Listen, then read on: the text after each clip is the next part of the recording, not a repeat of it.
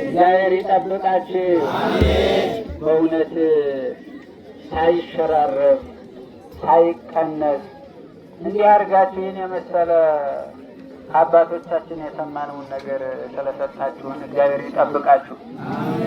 አዎ ዛሬ ብዙ ነገር እየተደረገ ባለበት ሰዓት ይችን ሃይማኖት ጠብቃችሁ የያዛችሁ እናንተ ናችሁ። ነገ ደግሞ እናንተ እኛ ለእናንተ እንዳወረስ ነው፣ እናንተ ደግሞ ለልጆቻችሁ። ይሄ ነው ሃይማኖት የሚተላለፍ እንጂ ይህንን ቁም የሆነ ዜማ አሰምታችሁናል። ዛሬ ስንት ነገር የእናንተ አኩያቶች አሁን የት ነው ያሉት? ዛሬ እንደው ዳንስ ነው ምንድን የሚባለው ሁላት በሀገር የጠጣ ነው። እኛ እንኳን እንደው አንሰማውም አናየው።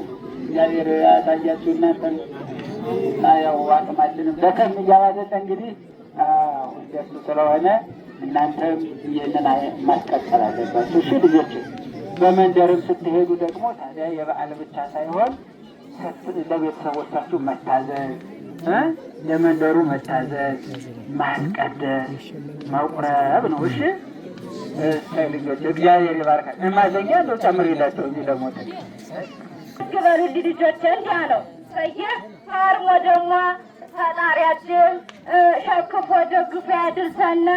እንግዲህ አምና በተሳልኩት መሰረት ሙልሙል ዳባቸውን አዘጋጅቻለሁ።